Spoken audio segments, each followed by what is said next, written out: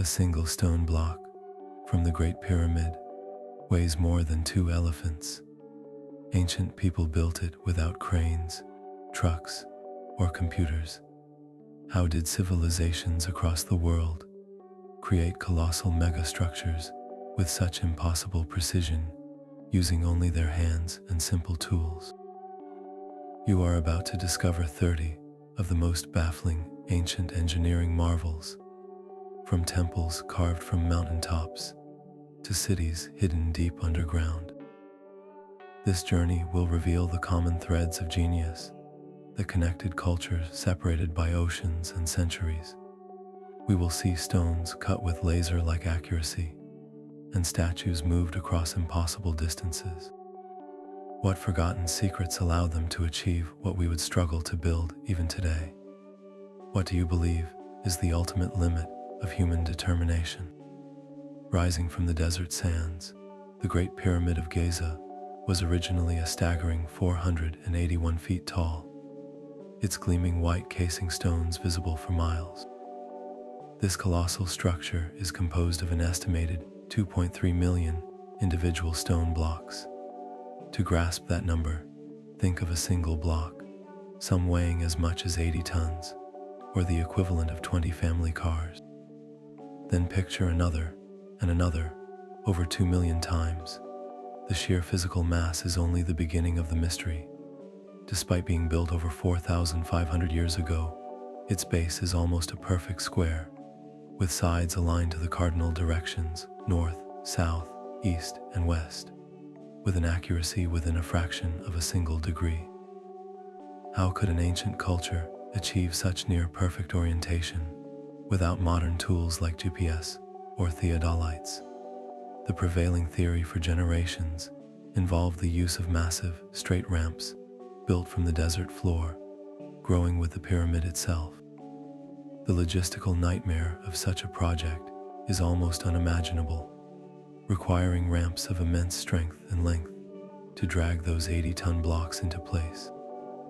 More recent theories propose an ingenious alternative, an internal spiraling ramp, a corkscrew of stone hidden within the pyramid's own growing structure, a theory that elegantly solves the problem of where all that ramp material went.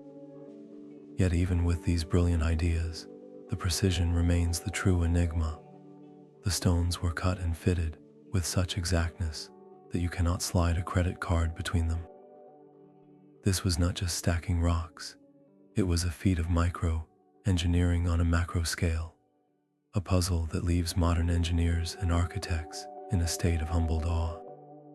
What kind of knowledge, lost to time, allowed for such perfection? While the pyramids represent a triumph of geometric precision, another ancient wonder speaks to a different kind of genius, one of immense patience and astronomical insight. Across the sea, on the Salisbury Plain in England, the colossal stone circle of Stonehenge poses its own unique set of mysteries. Its largest stones, known as sarsens, are staggering. Each one is a monolithic slab of sandstone, towering up to 30 feet high and weighing an average of 25 tons. The effort to move just one of these giants is hard to fathom, yet the builders sourced them from quarries over 20 miles away. Even more perplexing are the smaller bluestones, which geologic analysis proves were dragged, rolled, and floated an unbelievable 150 miles from the Preseli Hills in Wales. This was not a single, frantic construction project, but a sacred site that evolved over more than 1,000 years, beginning as a simple earthwork enclosure and gradually transforming into the iconic stone monument we recognize today. The final form reveals a breathtaking purpose.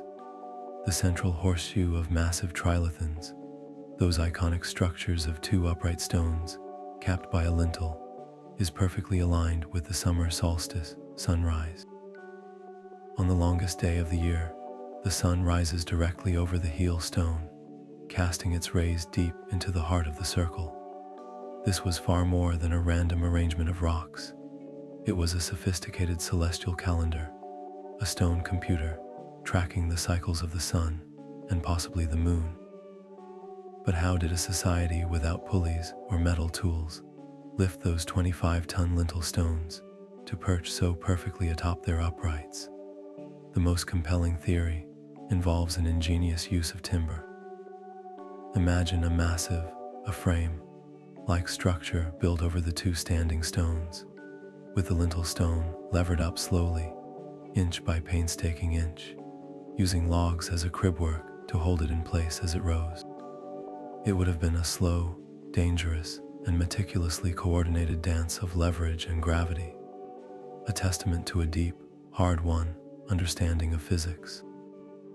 This silent ring of stones stands as a monument not just to strength, but to a profound connection between earth and sky, a connection our ancestors were determined to mark in the most permanent way they could imagine. Far from the organized geometry of Stonehenge, a different kind of mystery stares silently from a remote Pacific island. On Easter Island, nearly 1,000 massive stone statues, the moai, stand as solemn guardians of a lost culture. Carved from compressed volcanic ash, these figures are monumental, with the largest standing over 30 feet tall and weighing in at a staggering 80 tons. The quarry at Rano Raraku is a haunting landscape, littered with statues in every stage of completion, as if the workers simply walked away one day. But the true puzzle is not their creation, but their journey. How were these colossal heads, some with bodies buried deep underground, transported up to 11 miles across rugged terrain to ceremonial platforms along the coast? For decades, the dominant theory involved log rollers and large teams of people pulling them with ropes. But a more dynamic and compelling idea has emerged, the walking theory. This suggests the moai were not dragged, but were literally walked to their coastal altars.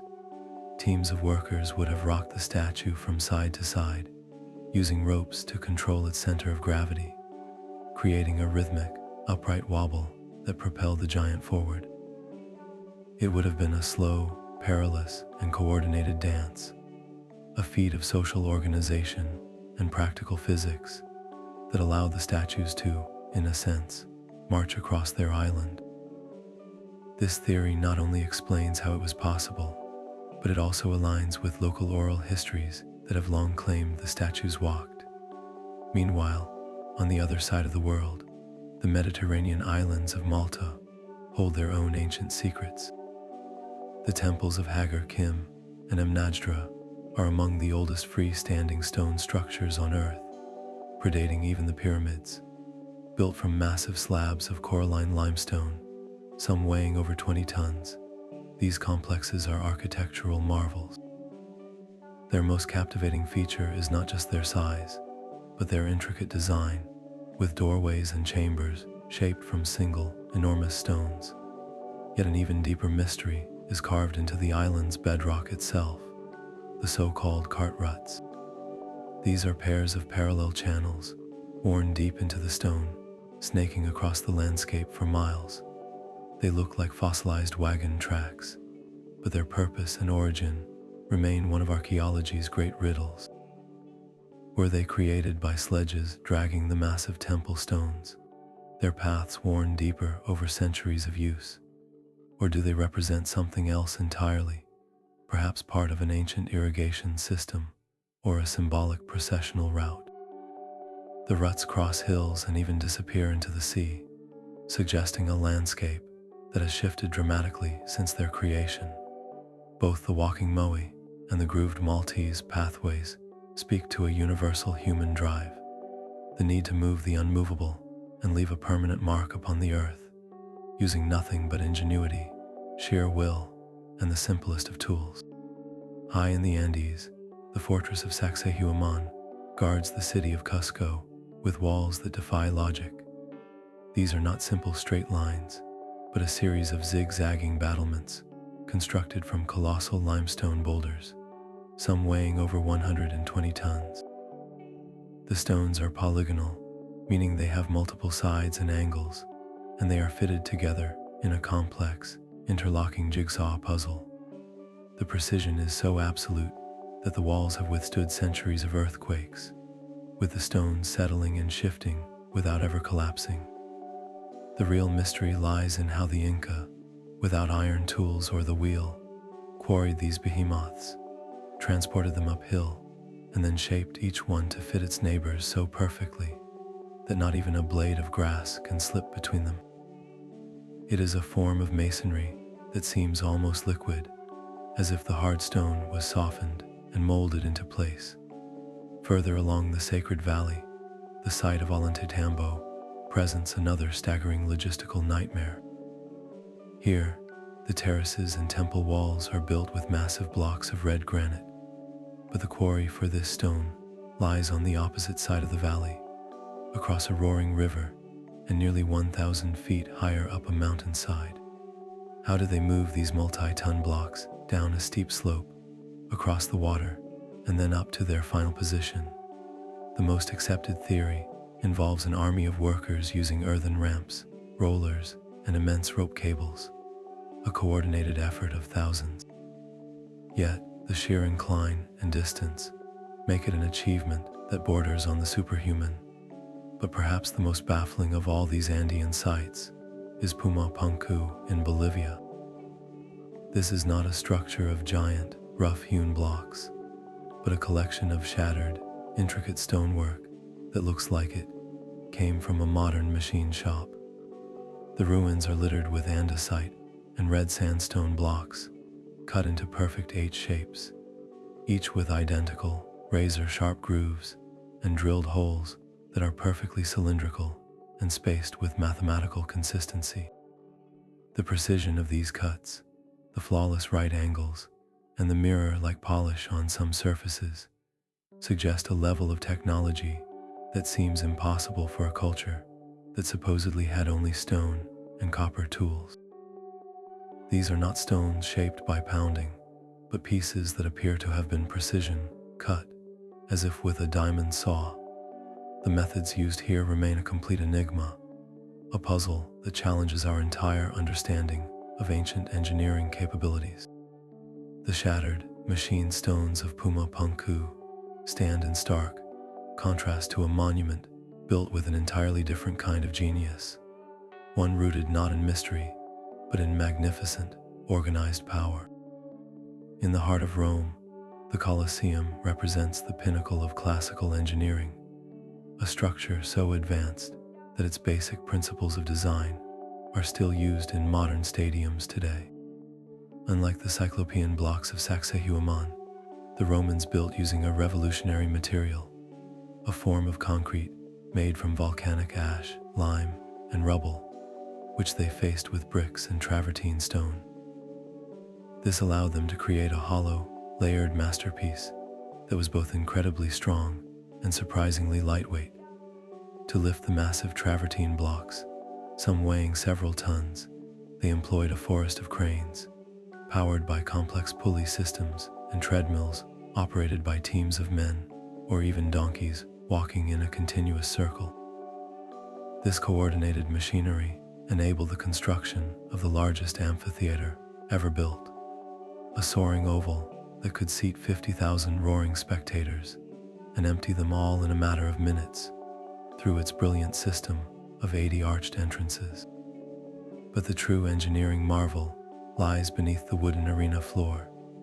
This is the hypogeum, a sophisticated two-level underground world of tunnels, chambers, and pulley-operated elevators. It was a backstage labyrinth where gladiators, wild animals, and stagehands waited. Through a system of ramps and counterweighted lifts, they could launch surprises directly onto the arena floor, making lions and bears appear as if by magic. This hidden basement was the beating heart of the spectacle, a testament to a civilization that had mastered not only the brute force of construction, but also the intricate art of theatrical illusion on a colossal scale. While the Romans mastered the use of concrete and machinery, another ancient culture achieved perfection through a different kind of brilliance, one rooted in subtle artistry and mathematical harmony. High atop the Acropolis in Athens, the Parthenon stands as the ultimate expression of Greek architectural genius. Its serene beauty, however, is a magnificent lie. To the human eye, the temple appears as a structure of perfect, straight lines and right angles. But in reality, there is not a single straight line in the entire building.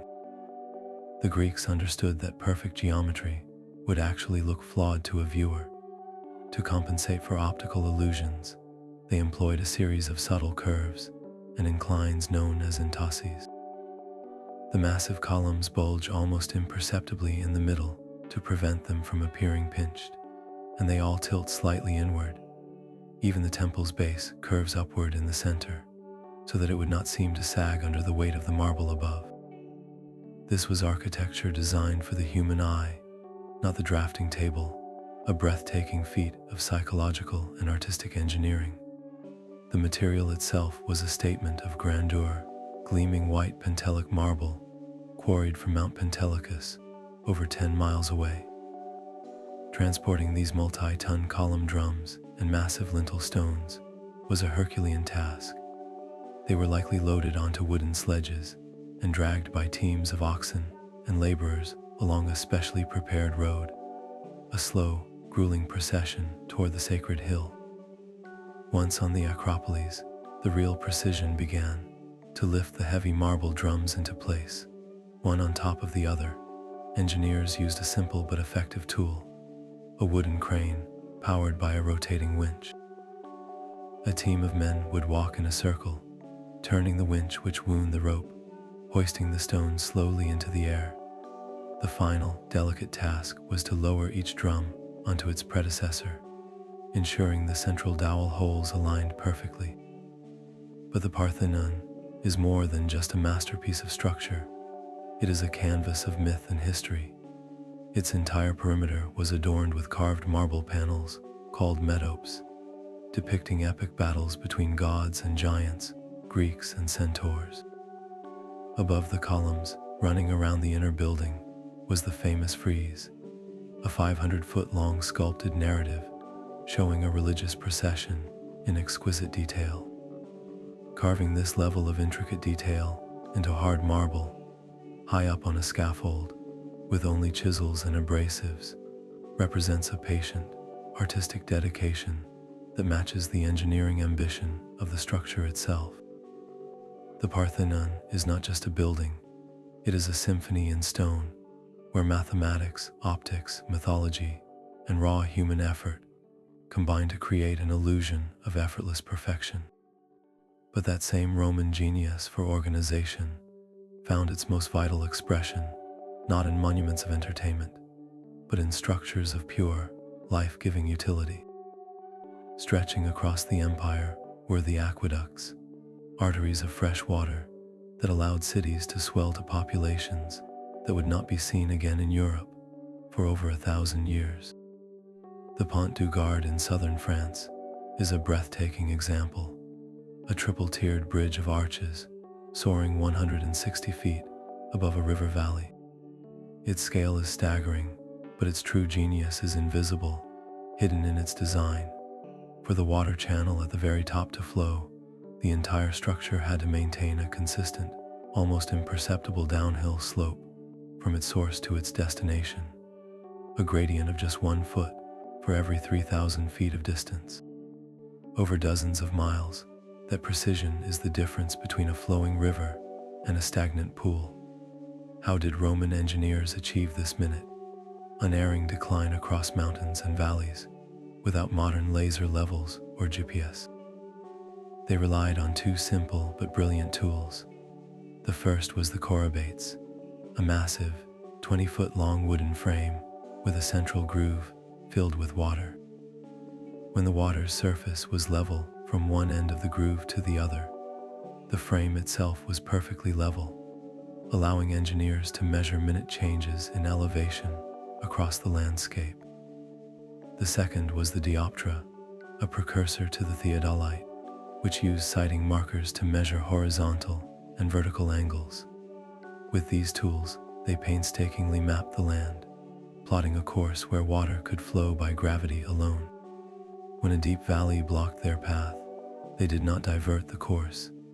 They simply built a bridge of arches, like the Pont du Gard, to carry the water channel straight across the chasm.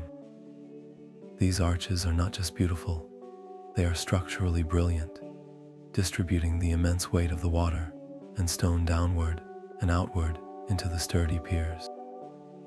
The aqueduct was a shielded, closed channel, often covered to keep the water clean, flowing through a waterproof concrete mix. This was not a single project, but a network, a system that brought millions of gallons of fresh water daily to public baths, fountains, and private homes, enabling sanitation and a quality of urban life that was simply unprecedented. It was a megastructure defined not by mystery, but by a profound, systematic understanding of physics and a relentless drive to conquer the very landscape for the sake of human comfort. Yet while the Romans channeled water across their empire, another civilization was building a barrier of stone to keep the world out. The Great Wall of China is not a single continuous rampart, but a sprawling network of fortifications snaking across mountains and deserts. Its most iconic and enduring sections were built by the Ming Dynasty, a colossal undertaking spanning more than 2 centuries. This was not merely a wall, it was an integrated military highway, a feat of logistics as much as engineering. Across the varied terrain, builders used whatever materials were most readily available. In the Rocky Mountains, they quarried and stacked local stone. Across the plains, they perfected the use of tamped earth, compacting layer upon layer of soil and gravel within wooden frames to create a rammed earth core of surprising strength and durability. But the most revolutionary material was the humble brick. In flat, strategic regions, the wall was faced with bricks, fired in thousands of kilns built along the construction route. These uniform bricks, bound with a mortar made from rice flour and slaked lime, created a smooth, formidable surface that could withstand both assault and the elements. The sheer scale of material transport is almost incomprehensible. Armies of laborers, soldiers, and convicts had to move millions of tons of brick, stone, and lime mortar up treacherous, steep mountain paths. Without pack animals capable of such climbs, the work fell to human chains, with men carrying bricks on their backs or passing them hand over hand up the slopes. This logistical nightmare was orchestrated to serve a single, clear purpose: defense. The wall was studded with watchtowers, placed within sight of each other to allow communication by smoke or fire. Larger garrison fortresses were built at key passes, housing thousands of troops who could be mobilized to any breach. The wall's top was designed as a road, wide enough for columns of soldiers to march quickly to a threatened area, with parapets and crenellations providing cover for archers. From its elevated walkway, a sentry could gaze north across the vast, open landscapes, a silent guardian standing watch over a civilization for generations. How many millions of steps, how many countless loads of brick and earth did it take to weave this single, unbroken thread of stone across the spine of a continent? The Great Wall was a statement of power carved into the earth. But across the Pacific, another civilization raised a monument whose very name echoes its ambition. Teotihuacan, the city of the gods, is dominated by the Pyramid of the Sun, a colossal structure that ranks among the largest pyramids ever built. This massive earthen core, faced with stone and volcanic rock, rises over 200 feet high and covers a base that is nearly as wide as that of the Great Pyramid of Giza. But unlike the solid stone of Giza, the Pyramid of the Sun was constructed from a staggering 3 million adobe bricks, all sun-dried and carried to the site by hand. This choice of material speaks to a different kind of logistical genius, one that mobilized an entire population to create a mountain from countless handfuls of earth. Its alignment, however, reveals a mind deeply connected to the cosmos. The pyramid's western face points directly to the setting sun on key dates in the agricultural calendar, while the entire city grid is oriented precisely 15.5 degrees east of true north. This was not a random decision. It aligns the city's main avenue, the Street of the Dead, with the Pleiades star cluster as it set on the horizon, a celestial event of profound sacred significance. Who were the master planners behind this metropolis that remains one of archaeology's most enduring puzzles? The people who built Teotihuacan left no deciphered written records, no king lists, no accounts of their conquests. They are a nameless civilization, yet they created a city that, at its peak around the year 500, housed over 100,000 people, making it one of the largest cities in the entire ancient world. The city itself is a marvel of urban planning, laid out on a rigid grid with distinct residential districts, bustling marketplaces, and intricate drainage systems. This was not a haphazard collection of buildings, but a meticulously designed ceremonial and economic center, a powerful engine of a culture whose name and language have been lost to time.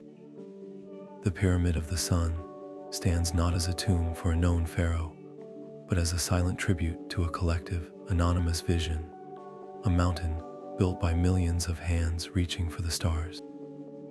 Meanwhile, in the cradle of civilization, a different kind of pyramid rose from the Mesopotamian plains.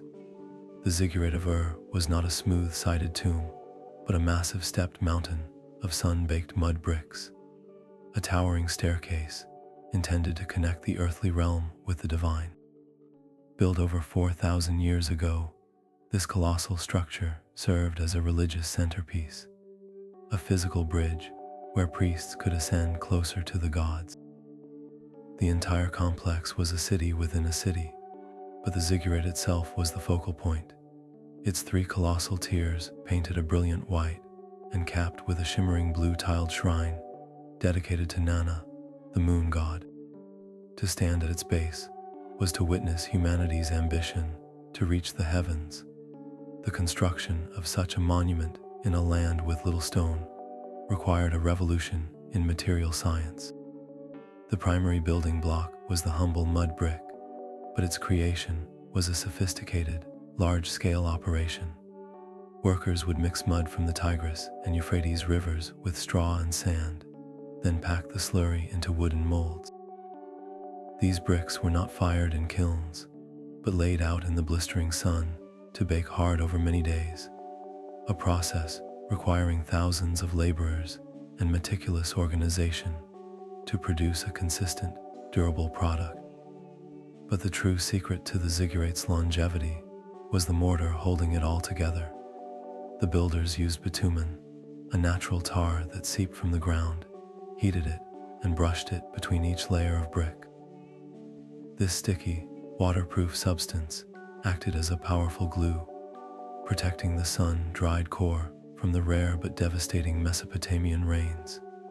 The entire project demanded a level of administrative control we would recognize today. Coordinating the brick makers, the bitumen gatherers, the haulers, and the masons required a sophisticated bureaucracy, one capable of managing supplies, work shifts, and quality control for decades. This was not a project of mystery, but one of magnificent, organized logistics, a testament to the world's first great civilization, proving its devotion not with mystery, but with millions of perfectly made bricks. That same quest for permanence, built from mud brick in Mesopotamia, found a different expression in the stark, windswept plains of Persia. Here stands the tomb of Cyrus the Great, a monument of breathtaking simplicity that has defied time itself. It is not a massive pyramid or a sprawling temple, but a small, gabled house of pure white limestone, resting atop a step platform. Its design is elegantly minimalist, almost modern, yet it was constructed over 2,500 years ago. The genius of this structure is not in its ornamentation, for it has none, but in the absolute precision of its assembly. The entire tomb is built from colossal, perfectly smooth limestone blocks, cut and fitted together without a single drop of mortar. For 25 centuries, in a region prone to violent earthquakes, this simple stone house has not crumbled or collapsed. It simply settles and shifts with the land, its interlocking stones absorbing the shocks that would shatter a rigid structure. This longevity is a direct result of its brilliant dry stone construction, a technique that uses gravity and perfect geometry as its only glue. But the true engineering puzzle lies in its roof. How did the builders lift the two enormous, gabled roof slabs, each a single piece of stone, weighing many tons, to perch so perfectly atop the walls? The chamber itself is too small to have housed any kind of internal ramp or lifting structure. The most compelling theory suggests the use of massive earthen ramps built up against the stepped base, allowing workers to slowly drag the monolithic roof slabs into position using ropes, rollers, and immense manpower. Once the roof was set, the ramp would have been painstakingly dismantled, leaving the tomb isolated and pristine. This straightforward yet audacious method speaks to a profound understanding of physics and logistics. In its quiet dignity, the tomb makes a powerful statement. It is the final resting place of the founder of the vast Achaemenid Empire, a man who ruled a territory spanning from the Aegean Sea to the Indus Valley. Yet his monument is not an intimidating colossus, but a serene and human-scaled sanctuary, a testament to a different kind of power, one rooted in restraint and enduring grace. While the tomb of Cyrus stood as a monument to a single ruler, a different kind of dedication was being carved into the living rock on the other side of Asia. In the Chinese province of Sichuan, the Minjiang and Dadu rivers converge with a ferocious power that made navigation a deadly gamble. It was here, beginning in the year 713, that a single Buddhist monk named Hai Tong conceived of a solution as ambitious as it was audacious. He believed that a colossal Buddha, carved directly into the riverside cliff, would calm the turbulent waters and protect the boatmen. The Leshan giant Buddha would become the largest stone Buddha statue in the world, a 71-meter-tall titan, gazing serenely over the confluence. To put that height into perspective, it is taller than a 20-story building. Its ears alone are over 23 feet long, and a single toenail is large enough to seat several people. The monk Hai Tong spent decades traveling and begging for the funds to begin this monumental task, a project so vast he knew he would never see its completion. It took 90 years of continuous labor, a project spanning 3 generations of master sculptors and countless stone carvers, to finally realize his vision. The workers dangled from ropes on the sheer cliff face, chiseling away the red sandstone bit by bit, their hammers and chisels the only tools for shaping this divine giant.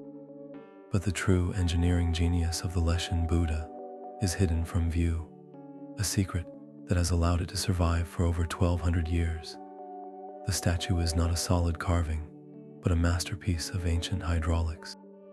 A complex, concealed drainage system was carved directly into the Buddha's body, a network of channels and gutters running behind the head, within the coiled hair, and down the robes. These channels divert rainwater away from the statue's core, preventing erosion and the destructive freeze-thaw cycle that would otherwise shatter the sandstone over centuries. This internal plumbing system is the primary reason the Colossus still stands today, a testament to a foresight that matched the project's sheer scale. The Leshan Buddha is more than a religious icon. It is a story of one man's faith igniting a 90-year endeavor, a symphony of human persistence carved into a mountainside, complete with its own heartbeat of flowing water. A mountain of stone rises from the jungle, a silent mandala built to guide the soul toward enlightenment. The Borobudur temple in Indonesia is the world's largest Buddhist monument, a colossal three-dimensional map of the cosmos constructed in the 9th century. It is not a building with interior rooms, but a massive pyramidal structure that pilgrims ascend, level by level, on a symbolic journey from the earthly realm to the realm of formlessness. This sacred mountain is composed of an astounding 2 million individually carved volcanic stone blocks, all assembled in perfect harmony without a single drop of mortar. The entire structure is held together by gravity and precision, its interlocking stones fitting together so perfectly that they have withstood over 1,000 years of tropical monsoons and seismic activity. The genius of its construction is matched only by the ambition of its artistry. Wrapping around its galleries for a total distance of over 3 miles is the world's most extensive and elaborate ensemble of Buddhist reliefs, a continuous stone canvas depicting the life of the Buddha, scenes from ancient scriptures, and the workings of karma. These are not crude etchings, but deeply carved, intricate narratives, with thousands of figures rendered in such detail that their emotions and stories feel alive. Each panel was a chapter in a spiritual lesson, a visual guide for the pilgrim walking the sacred path upward. Yet, this masterpiece of devotion was mysteriously abandoned just a few centuries after its completion. The great stone mandala was slowly swallowed by the jungle, buried under layers of volcanic ash from nearby Mount Merapi, its existence fading into local legend. For centuries, it slept beneath a blanket of earth and vegetation, its towering peaks mistaken for a natural hill. Why was such a magnificent and costly project deserted?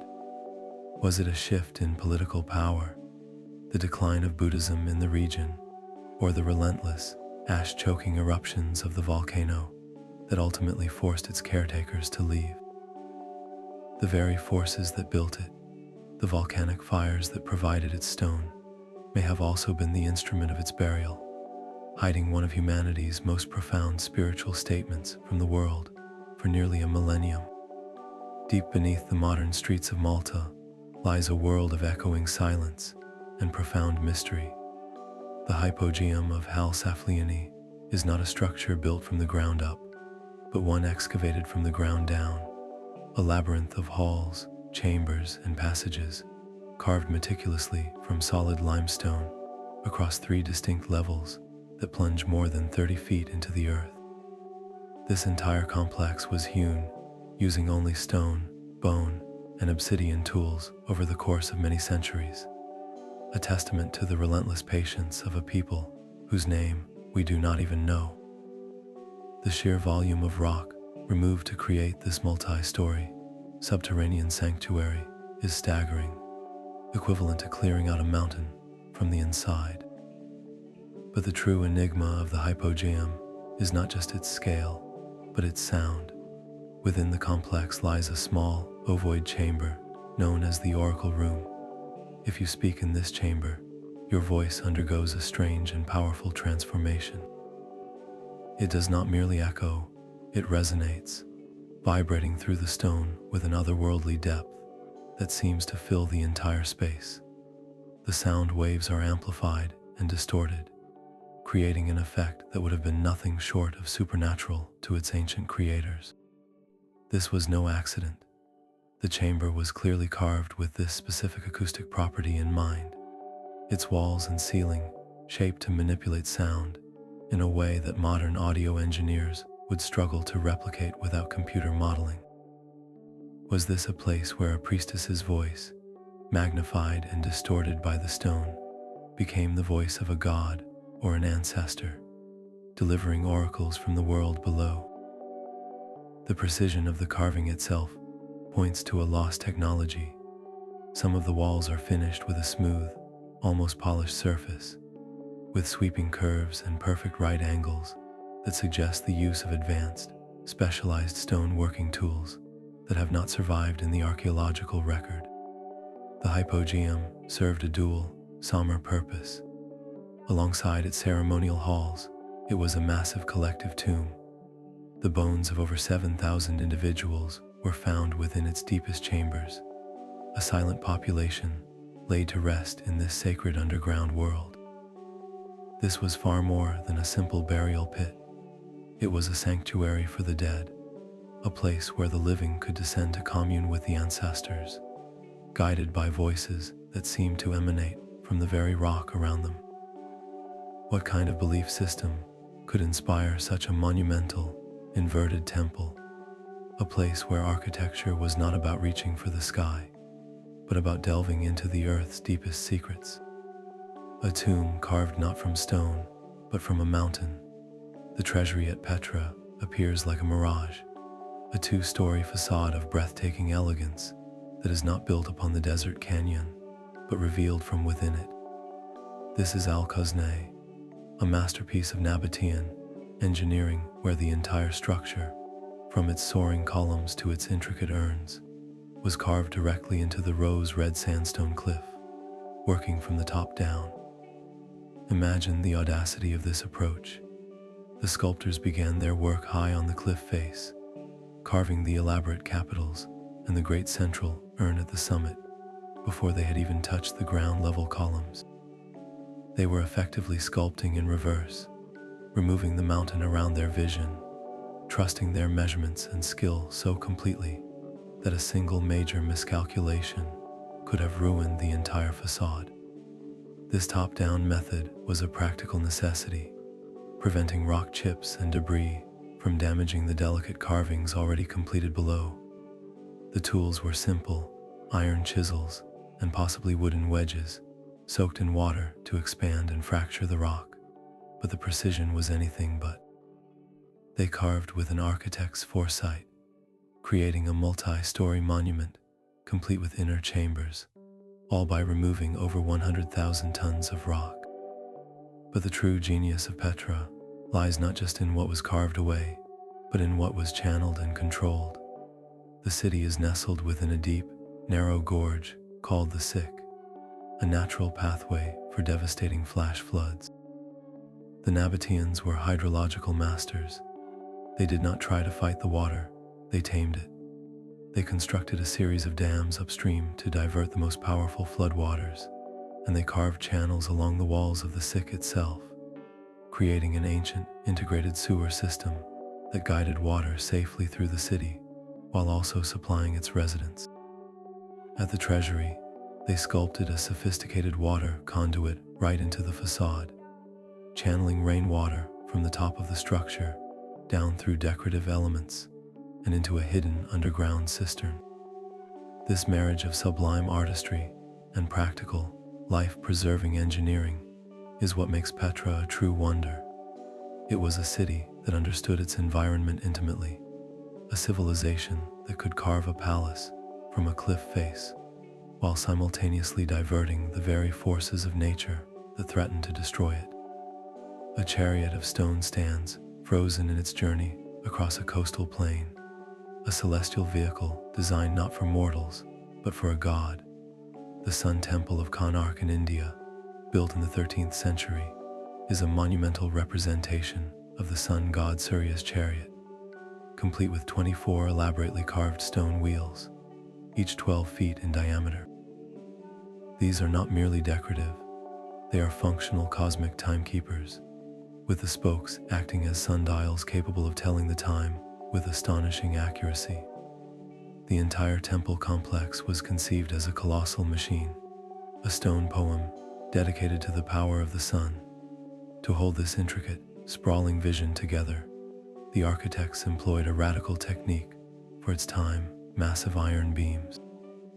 They inserted long, thick iron rods horizontally between the stone slabs, effectively creating an internal skeleton that locked the entire structure into a cohesive whole. This was ancient reinforced masonry on a staggering scale, a solution that speaks to a profound understanding of structural integrity and lateral force. Yet, the temple's most tantalizing legend involves magnetism. Ancient accounts suggest that the main idol within the sanctum was crafted with such a powerful lodestone at its core that it caused ships' compasses at sea to malfunction, drawing them toward the shore. This magnetic heart was said to be the source of the temple's spiritual power, literally pulling the world toward it. But this same force may have led to its downfall. The main tower, the Shikara, which once soared over 200 feet high, now lies in a colossal heap of stone rubble. The prevailing theory is that the very iron beams that held the temple together, over centuries of exposure to the salty sea air, rusted and expanded. This relentless internal pressure, pushing outward from within, would have slowly destabilized the tower until it catastrophically collapsed. It is a tragic irony. The same ingenious technology that gave the temple its strength, ultimately becoming the instrument of its destruction. The ruins of Konark today are a hauntingly beautiful puzzle, a testament to a vision that reached for the heavens, only to be brought low by the slow, patient chemistry of earth and air. Two silent giants have kept their vigil on the Theban plain for over 3,400 years. The Colossi of Memnon are twin-seated statues of Pharaoh Amenhotep III, each carved from a single, monolithic block of quartzite sandstone, a stone so hard it is notoriously difficult to work. Reaching a height of 18 meters, they are as tall as a 6-story building, and their sheer scale is only the beginning of the mystery. The quarry, from which this stone was sourced, lies over 400 miles down the Nile, near modern-day Cairo. Visualize the journey. A single block of stone, weighing well over 700 tons, had to be loaded onto a massive, purpose-built barge during the annual flood of the Nile, when water levels were at their highest. It was then towed against the current by fleets of smaller boats, a slow, perilous upstream battle fought for weeks against the relentless flow of one of the world's most powerful rivers. Once it reached Thebes, the real challenge began, moving these behemoths from the riverbank to their final resting place, a feat of leverage, ropes, and mud brick ramps that must have consumed the labor of thousands. But the statues held a secret that would make them one of the ancient world's most famous tourist attractions.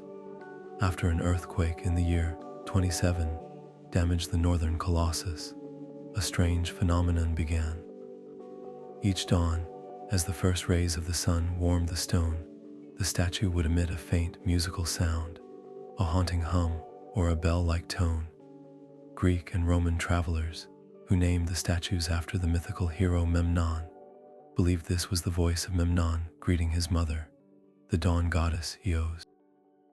They carved inscriptions on the statue's base, recording that they had heard the divine sound, turning the site into a pilgrimage for the ancient world. The singing statue fell silent after the Roman Emperor Septimius Severus, in an attempt to repair the damage, had the upper portion reconstructed in the early 3rd century. The prevailing theory is that the sound was caused by rising temperatures and morning dew evaporating from within the crack-riddled stone, creating a resonant vibration.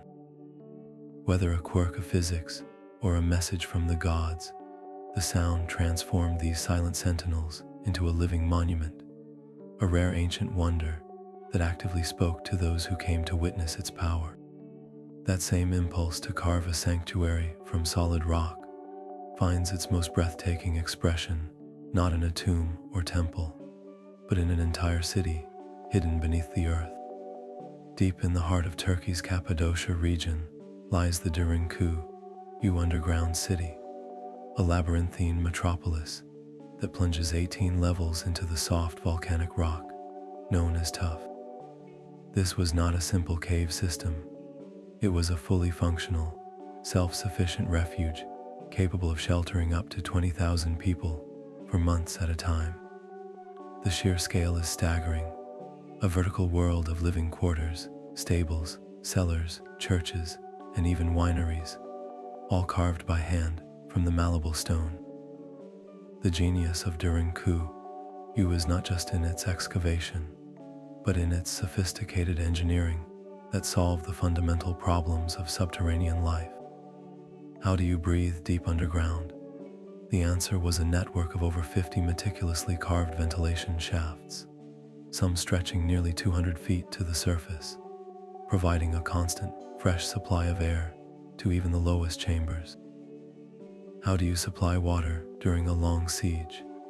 The architects dug their own deep wells, tapping into the underground water table and protecting these vital sources from contamination by potential invaders on the surface. The city was designed for absolute security. Massive, circular stone doors, each weighing nearly half a ton, could be rolled across key passageways, sealing entire sections off from intruders. These were not just barriers, they were choke points, designed so that only one person could confront an enemy at a time. The entire complex was a masterpiece of defensive planning, with narrow, twisting corridors that forced any attacker into a vulnerable, single-file advance. But stability was as crucial as security. Carving so many chambers and tunnels so deep risked catastrophic collapse. The builders demonstrated a profound understanding of structural integrity, leaving thick pillars of bedrock in place to support the ceilings and ensuring that the weight of the entire city was distributed evenly. This was urban planning in reverse, a feat of negative architecture that required foresight to know what to leave behind, not just what to remove. To imagine the construction is to envision generations of people patiently chiseling away the soft rock, expanding their hidden world downward, creating a silent, stone arc designed to preserve an entire civilization from the storms of history raging above. What profound fear, or what incredible determination, drives a people to turn their backs on the sun and build their future in the perpetual twilight of the earth? While empires built fortresses and subterranean cities, another civilization expressed its devotion through a monument that mirrored the cosmos itself. The temples of Angkor Wat represent the pinnacle of this vision, a sprawling complex that holds the title of the world's largest religious monument. This was not merely a temple, but a miniature universe in stone, designed to replicate the mythical Mount Meru, the home of the gods in Hindu cosmology. Its iconic 5 towers symbolize the mountain's 5 peaks, and the vast moat surrounding the complex represents the cosmic ocean at the edge of the world. To build this celestial map, the Khmer Empire undertook a logistical endeavor of almost unimaginable scale. The primary building material was sandstone, but the nearest suitable quarry lay over 50 kilometers away at Mount Kulin. How did they move millions of multi-ton blocks across such a vast distance? The answer lies in a network of purpose-built canals. The sandstone blocks were likely floated down river on a flotilla of rafts during the rainy season, a slow, carefully orchestrated waterborne procession that turned nature's cycles into a construction tool. Once on site, the real artistry began. The entire temple is a gallery of stone, its walls adorned with nearly 2,000 square meters of intricate bas-reliefs. These are not simple carvings, but profound narratives etched into the very fabric of the structure. One famous gallery depicts the churning of the ocean of milk, a vibrant, chaotic scene from Hindu mythology involving dozens of gods and demons pulling on a massive serpent. The level of detail is breathtaking, with every figure, every expression, and every weapon rendered with a storyteller's precision. But the true genius of Angkor Wat, the secret to its survival, lies beneath the surface. The entire complex is supported by a sophisticated water management system of staggering ambition. The massive moat is not just symbolic, it is a hydraulic marvel. By maintaining a constant water level in the surrounding moat, Khmer engineers effectively created a permanent, stable water table that counteracted the dramatic seasonal swelling and shrinking of the ground. This prevented the massive stone foundations from shifting and cracking, essentially placing the entire temple on a stable, man-made island. This system was part of a larger network of reservoirs, or barrages, that managed water for the entire city. demonstrating an understanding of hydro-engineering that was centuries ahead of its time.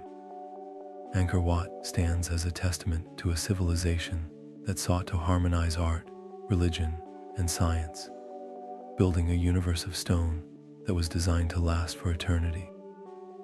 Yet another riddle lies just a few hundred feet from the Great Pyramid, a colossal creature with the body of a lion and the head of a king.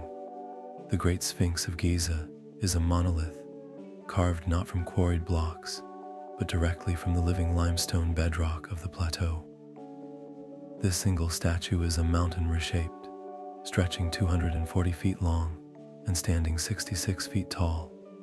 Its original face, now weathered and battered by millennia of desert winds, was once brightly painted and likely bore a royal headdress and a carved stone beard, fragments of which were discovered buried at its chest. The sheer scale of the carving is difficult to comprehend. Workers would have had to cut a deep, U-shaped trench around a massive outcrop of stone, then slowly, painstakingly, sculpt the limestone from the top down, revealing the crouching lion and human head within. This was subtractive art on a titanic scale, where every chip of rock removed was a permanent decision. But the Sphinx holds a secret far deeper than its construction. Geologist Robert Schoch and others have pointed to a peculiar pattern of erosion on its walls. The vertical fissures and deep, undulating channels that scar the Sphinx enclosure do not look like the work of wind and sand, which typically create horizontal weathering patterns. Instead, they strongly resemble erosional marks caused by prolonged, heavy rainfall, the kind of precipitation that has not been seen in Egypt for thousands of years. This evidence suggests the Sphinx could be vastly older than its traditional dating of around 4,500 years. It may have been carved during a much wetter climatic period, potentially pushing its origin back to 7,000 years ago or even further, a time when the Sahara was a green savanna. This single geological observation challenges the entire timeline of ancient Egyptian civilization. If the weathering is from water, then who carved this majestic guardian, and for what forgotten kingdom did it originally stand watch? The Sphinx is more than a statue. It is a silent sentinel from a possibly lost age, its body bearing the scars of a climate long since vanished from the desert. The Sphinx gazes eternally over the Egyptian desert, but if you were to shift your view to the arid plains of Peru, you would find a canvas of equal mystery, drawn on an almost unimaginable scale. Etched into the Pampa Colorada are the Nazca lines, a sprawling collection of geoglyphs so vast they can only be truly comprehended from the sky. These are not vertical structures reaching for the heavens, but colossal artworks laid flat upon the earth, a gallery for the gods. There are straight lines that run for miles, perfectly geometric trapezoids, and over 70 intricate drawings of animals and plants. A hummingbird with wings outstretched, a spider with elegantly jointed legs, a monkey with a spiraling tail, each one a monumental figure drawn with a single, continuous line. The scale is breathtaking. Some of these figures stretch over 200 meters long, meaning the Condor geoglyph is longer than 2 football fields placed end to end. How do you draw a 200-meter monkey on the ground without ever seeing the full picture? The method was deceptively simple, yet required incredible precision. The desert floor here is covered with a layer of dark, oxidized pebbles. Beneath them lies a lighter-colored sand. The Nazca people created these images by meticulously removing the top layer of these dark stones, carefully piling them to the sides to create contrasting lines of light-colored earth. This technique ensured the designs would endure for centuries. The real enigma, however, is the planning. How do they transfer small-scale designs onto such a colossal grid without the benefit of flight? The prevailing theory points to a mastery of simple surveying techniques. They likely used a series of stakes and ropes to plot out the major points of the figures, scaling up the design from a smaller model By using a central cord anchored at a key point, teams of workers could sweep out perfect circles and arcs, creating the graceful curves of the bird's wings or the monkey's tail. It was a community effort, a form of landscape art directed from the ground with a geometric precision that feels almost mathematical. The purpose of these immense drawings remains a subject of fierce debate. Were they astronomical calendars aligned with celestial events? Were they sacred pathways for ritual processions, walked by priests to invoke the deities they represented? Or were they, as one prominent theory suggests, a desperate plea to the gods for water, their massive forms visible only from above, where the gods resided? These lines are a paradox, a form of communication not meant for human eyes, a message written on the planet itself, whose meaning is now lost to the dry desert wind. The Roman Pantheon's dome is a perfect hemisphere of concrete, a form so pure it seems to defy the very heaviness of the material. For over 1,300 years, this magnificent roof held the title of the world's largest unsupported dome, a record that stands as a silent tribute to Roman engineering. Its construction was a quiet revolution in material science.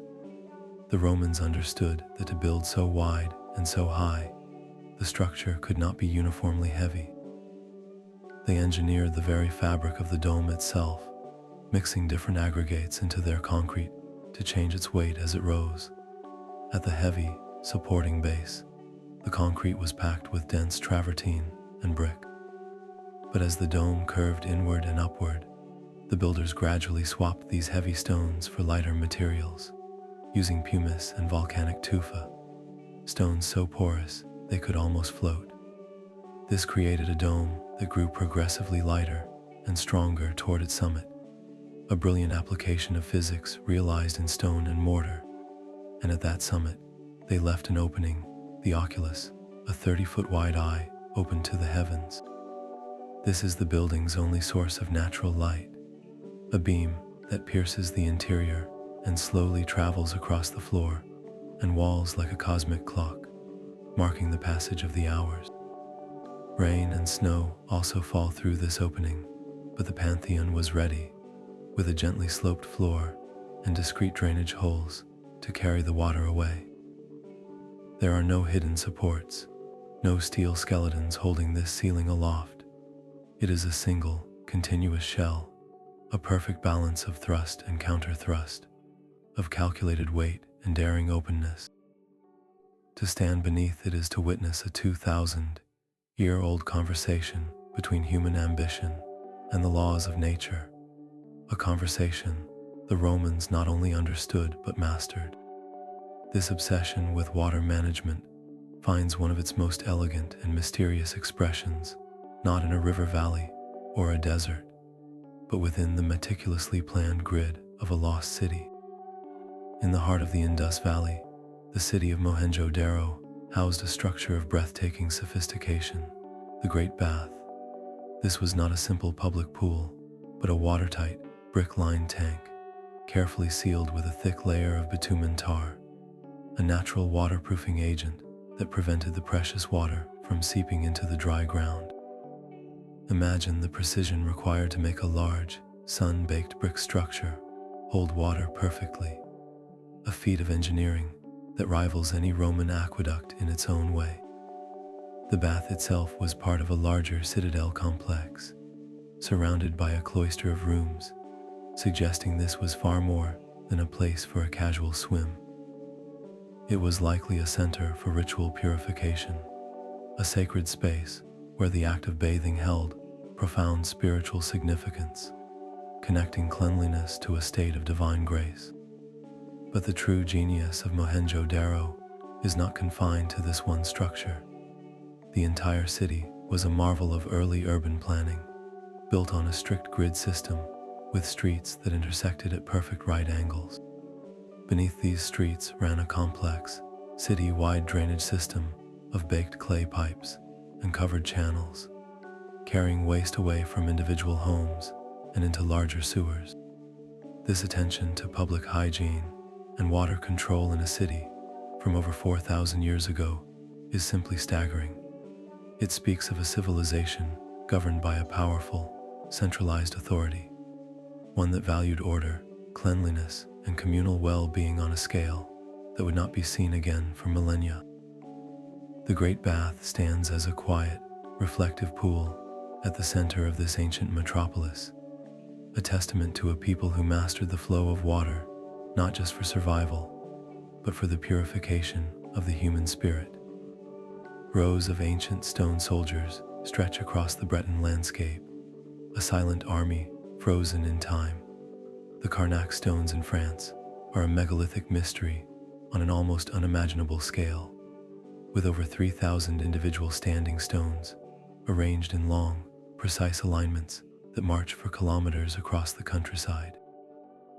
These are not the familiar circles of Stonehenge, but something far more linear and sprawling, a geometric pattern etched into the earth itself. The largest of these alignments, the Manek files, consists of 11 converging rows containing nearly 1,100 menhirs, some standing over 4 meters tall. The sheer number of stones is staggering, each one a multi-ton piece of local granite that had to be quarried, transported, and erected by a prehistoric society. What possible purpose could justify such a monumental, community-consuming effort? One of the most enduring theories suggests the rows were a gigantic astronomical observatory. The alignments may have functioned as a sophisticated calendar, their stones acting as sightlines to mark the precise rising and setting of the sun and moon during solstices and equinoxes. Walking the lines at dawn on a summer solstice could have revealed the sun perfectly framed between specific stones, turning the entire landscape into a celestial clock. Another, more speculative idea proposes the stones were seismic detectors. The theory suggests that the carefully balanced menhirs were so sensitive that they would tremble and generate subtle acoustic signals at the passage of seismic waves, giving early warning of distant earthquakes. Yet another hypothesis views the site as a sacred temple, a processional pathway for rituals that guided people from the realm of the living toward the nearby burial mounds, the great tumulus of St. Michel, which overlooks the stone rows. Erecting just one of these stones was a feat of immense coordination. The process likely began at a granite outcrop, where fires were lit on the rock face and then doused with water, causing the stone to fracture. Using stone mauls and antler picks, workers would then shape the rough block before transporting it. The most plausible method involved sliding the multi-ton menhir on a track of greased wooden rollers, pulled by teams of people hauling on ropes made from plant fibers. To raise it, they would have dug a sloped pit, maneuver the stone over it, and then use levers and a coordinated pull from the opposite side to gradually tilt it into an upright position, packing the base with smaller stones for stability. This was not the work of a single chief, but of an entire society united by a common vision, a project that would have defined generations. The Carnac alignments are a different kind of megastructure, one defined not by height or enclosure, but by vast, open-air order, a testament to a culture that sought to map its beliefs, its calendar, and its very identity onto the land beneath its feet. Rising from the Guatemalan rainforest canopy, the temples of Tikal are limestone giants, piercing the sky.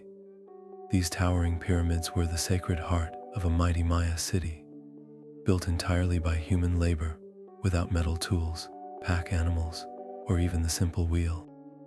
The material itself was sourced from the surrounding landscape, as workers quarried massive blocks of local limestone, using harder stones like chert and obsidian to fracture the bedrock. Imagine the process: teams of laborers driving wooden wedges into natural fissures, then soaking the wood to make it expand and split the stone with a series of loud cracks that echoed through the jungle.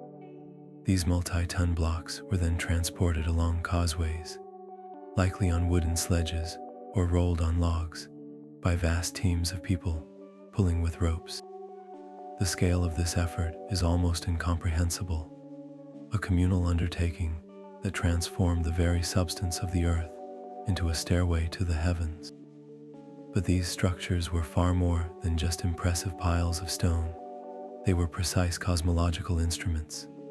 The construction of Temple Roman IV, one of the tallest pre-Columbian structures in the Americas, was governed by the stars. Its placement and alignment were meticulously calculated to correspond with celestial events, particularly the movements of Venus and the Sun. During the solstices, the sun would rise and set in direct alignment with specific temple peaks, casting long, symbolic shadows that connected the rulers and their lofty sanctuaries to the cosmic order. This was architecture as a divine contract, a way of anchoring the human world to the predictable rhythms of the universe. How many generations of astronomers and masons collaborated to encode this celestial knowledge into the very bones of their city, ensuring that every stone not only reached for the gods, but also spoke their language. Deep in the highlands of Ethiopia, a sacred city lies hidden, not built upward from the ground, but excavated downward from the sky. This is Lalibela, home to 11 monolithic churches that seem to defy the very logic of construction. In the 12th century, under the direction of King Lalibela, workers began with a solid, sloping mass of red volcanic rock. Their task was not to stack stones, but to carve a church from a single, continuous block, working from the top down. Imagine the process in reverse. They would first outline the entire shape of the church's roof on the flat rock surface. Then, with nothing but hammers, chisels, and extraordinary patience, they would begin the arduous task of cutting a deep, wide trench all the way around this outline, slowly freeing the future church's exterior walls from the surrounding stone. Once the block was isolated, the real miracle began, the hollowing out. Sculptors had to carve the interior, removing thousands of tons of rock to create the nave, the aisles, the altars, and all the intricate details, all while ensuring the remaining shell was strong enough to support itself. This was architecture by subtraction, where a single miscalculation could mean collapse. The most famous of these, the Church of St. George, is a perfect cross, a 3-story tall masterpiece carved in the shape of a Greek cross, standing at the bottom of a deep pit. To reach it, you must descend through a labyrinth of tunnels and narrow passageways that connect the entire complex, a subterranean world of faith. Every element, from the geometric windows to the interior columns and arches, was sculpted directly from the living rock. This was more than a building project. It was an act of devotion so profound that it transformed a mountain into a sanctuary, creating a new Jerusalem for those who could not make the pilgrimage to the Holy Land. The workers toiled for 24 years, dedicating generations to this divine excavation. What kind of faith compels a civilization to turn a mountain inside out, revealing the sacred spaces hidden within its heart? The silent ranks of China's first emperor stand guard in utter darkness, an entire army of clay waiting for a war that would never come in the waking world. The terracotta army, buried in sprawling underground pits near the emperor's tomb, is a megastructure of a different kind, a monument not of stone, but of fired earth and human artistry. This was not a single sculpture, but a complete military division, frozen in time, consisting of over 8,000 life-size soldiers, 130 chariots with 520 horses, and even 150 cavalry horses, each one crafted with astonishing individuality. No two faces are exactly alike, from the young, smooth-cheeked recruit to the grizzled, battle-hardened general. Their armor, hairstyles, and even the tread on their shoes are rendered in precise, intricate detail, capturing the very essence of a real, living army. The logistical scale of this project is almost beyond comprehension. An estimated 700,000 workers labored for nearly 40 years to create this subterranean force. The process was a feat of mass production and artistic control. Each figure was built using an assembly line technique. The torsos, legs, arms, and heads were created separately in different workshops, using coiled strips of clay. These parts were then assembled, and the final, unique features, the face, the expression, the hairstyle, were added by hand by master sculptors before the entire figure was fired. This method allowed for both incredible variety and staggering volume, but firing a solid, life-sized clay statue without it cracking or exploding in the kiln was a technological nightmare. The artisans engineered the figures to be hollow, with carefully placed vents to allow hot air and moisture to escape during the intense firing process. The kilns themselves were colossal, capable of reaching the necessary temperatures to harden thousands of these giant statues. Once fired, the army was painted in vivid, lifelike colors and equipped with real bronze weapons, spears, swords, and crossbows, many of which were still sharp and functional when discovered. Then came the final, silent maneuver, positioning this entire clay legion in precise military formation within 3 massive roofed pits, a subterranean tableau ready for eternity. This was more than a grand tomb offering. It was the ultimate act of a ruler who sought to conquer death itself, taking his entire power structure with him into the next life. What profound belief, or what immense ego, could command such a breathtaking expenditure of human life and skill, all to be hidden forever beneath the soil? Across these 30 ancient wonders, a pattern of shared genius begins to emerge, connecting cultures separated by oceans and millennia. Despite their vast differences, they all relied on a surprisingly similar toolkit of simple physics and profound observation. The lever, the ramp, and the roller were the universal engines of their ambition. Whether it was the Egyptians dragging an 80-ton pyramid block, or the Inca maneuvering a 120-ton boulder uphill, the principle was the same. A long wooden lever could provide the mechanical advantage to nudge a stone just enough to get a roller underneath it. Then, with the stone resting on a bed of logs, a team of workers could pull it forward, constantly moving the rollers from the back to the front in a continuous, grinding cycle. For vertical ascent, the ramp was the undisputed champion. From the earthen slopes used to raise the Colossi of Memnon to the internal corkscrew ramp theorized for the Great Pyramid, this simple incline transformed an impossible vertical lift into a manageable, albeit grueling, horizontal pull. The true innovation was not in inventing these tools, but in scaling them to a magnitude that still stuns us today. Beyond brute force, these cultures possessed a deep, almost intuitive grasp of geometry and astronomy. The near-perfect cardinal alignment of the Great Pyramid, the solstice sunrise captured at Stonehenge, and the celestial orientation of Teotihuacan's grid were not happy accidents. They were the result of meticulous, long-term observation. How do you find true north without a magnetic compass? You track the stars. You mark the shadows cast by a simple gnomon, a stick in the ground, over the course of a year. The point where the shadow is shortest at noon marks a perfect north-south line.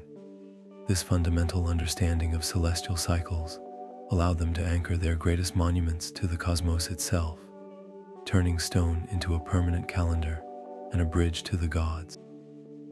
Water, too, was a master tool in their arsenal. It was not just a resource for life, but a fundamental component of construction. The Romans used water in their chorobates, a 20-foot-long leveling tool, to ensure their aqueducts maintained that crucial, gentle slope for dozens of miles.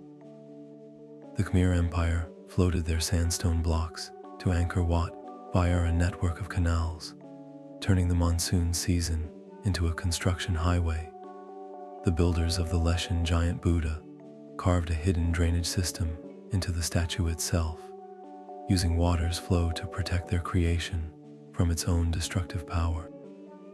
And at Mohenjo-Daro, water was contained and revered within the watertight, bitumen-sealed great bath, showcasing a mastery over this element for both practical and spiritual purposes. Yet, the most vital resource was not stone or water, but human collaboration. The true megastructure was the society itself, the organizational skill required to coordinate the 700,000 workers on the terracotta army, or the generations of laborers at Lalibela, or the thousands of people needed to erect just one of the Karnak stones, represents a triumph of social engineering. Feeding, housing, and directing such a massive workforce required a sophisticated bureaucracy, a shared vision, and a communal will that is perhaps the most impressive feat of all. These were not projects built by slaves under the lash, but by entire civilizations united in a common purpose, whether to honor a god, a king, or simply their own place in the universe. The enduring mystery is not just how they moved the stones, but how they moved so many people to achieve the impossible, leaving behind a legacy written not on paper, but on the very skin of the planet. These shared principles of leverage and observation only deepen the central enigma. Why did cultures from the deserts of Egypt to the jungles of Cambodia, with no possible contact, all feel the same irresistible drive to build on such a colossal scale? Was it a universal human response to the divine, a way to physically reach for the gods and touch the heavens? Or was it a demonstration of power, a king or a community projecting their strength and permanence onto the landscape for all eternity?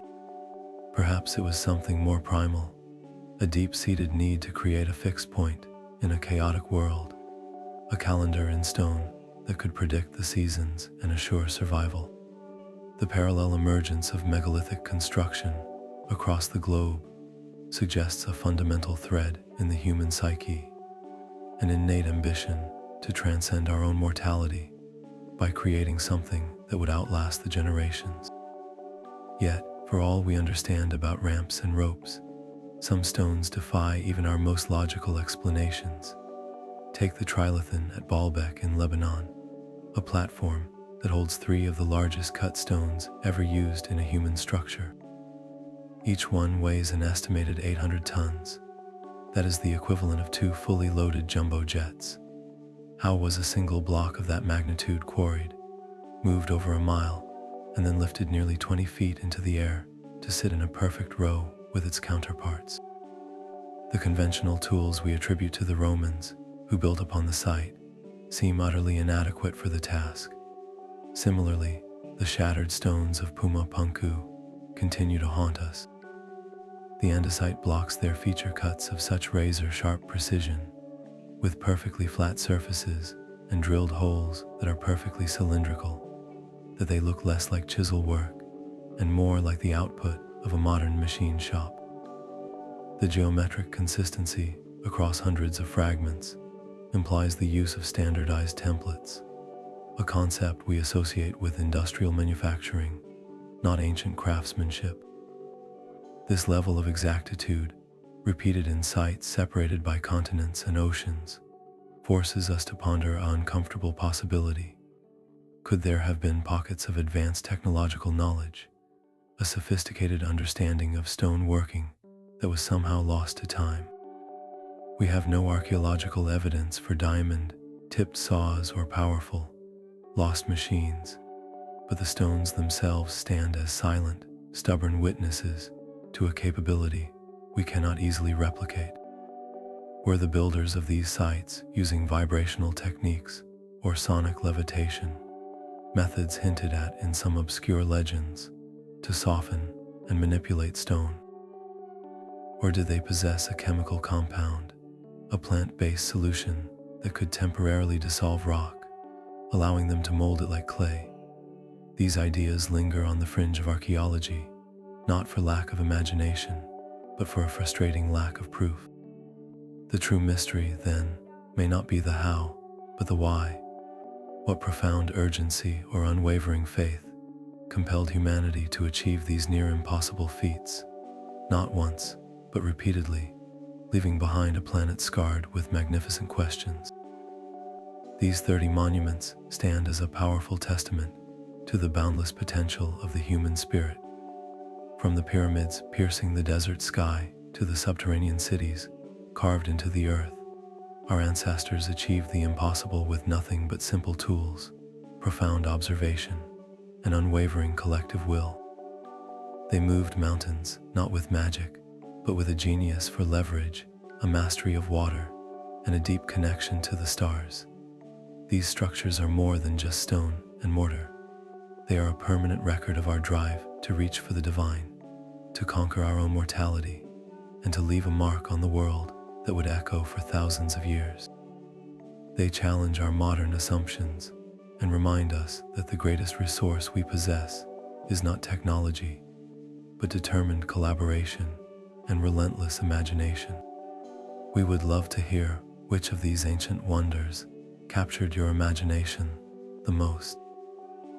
Was it the silent army of terracotta soldiers, the celestial machine of Konark, or the echoing oracle of the hypogeum? Share your thoughts in the comments below, and if you enjoyed this journey through the mysteries of our past, subscribe for more explorations into the incredible achievements of humanity.